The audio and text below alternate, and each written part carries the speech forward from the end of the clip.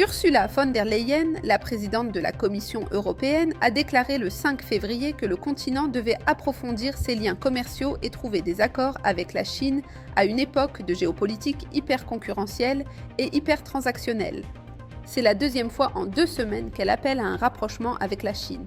Le même jour, le ministère chinois des Affaires étrangères s'est déclaré prêt à collaborer avec l'Union européenne pour relever les défis mondiaux. Ces derniers mois, les tensions commerciales entre les deux régions se sont intensifiées, notamment en raison de l'imposition par l'UE de droits de douane substantiels sur les importations chinoises de véhicules électriques. Toutefois, la Chine et l'UE sont désormais toutes deux confrontées à des menaces tarifaires de la part des États-Unis, et certains signes indiquent une volonté de réévaluer leurs relations.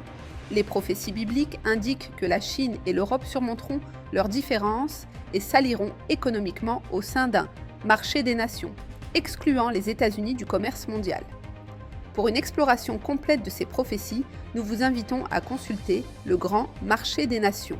Le 4 février, le ministère indien de la Défense a annoncé la conclusion d'un important contrat avec la Russie pour l'acquisition de missiles de croisière anti-navires.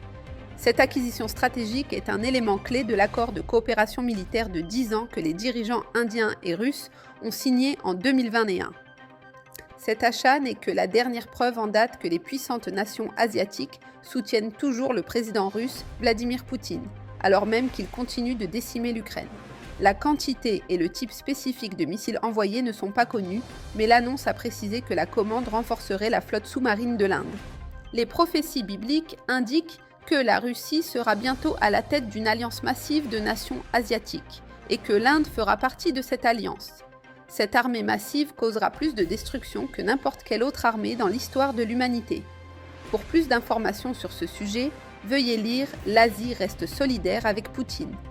Lors d'une réunion privée avec les dirigeants européens le 3 février, la présidente de la Commission européenne, Ursula von der Leyen, a proposé la mise en œuvre d'une clause d'urgence qui permettrait aux pays d'augmenter leurs dépenses de défense sans enfreindre les règles budgétaires de l'Union européenne. Les règles budgétaires de l'UE stipulent que les États membres peuvent s'écarter de leur plan de dépenses désigné en cas de grave récession économique ou en cas de circonstances exceptionnelles échappant au contrôle du gouvernement.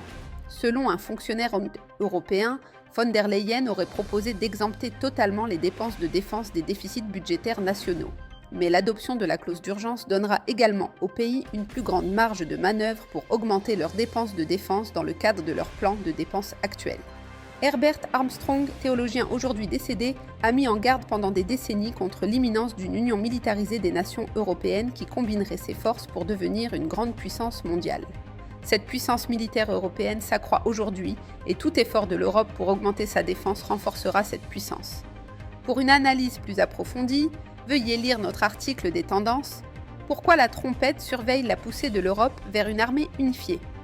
Pour en savoir plus sur le rapport entre l'actualité mondiale et la prophétie biblique, visitez latrompette.fr.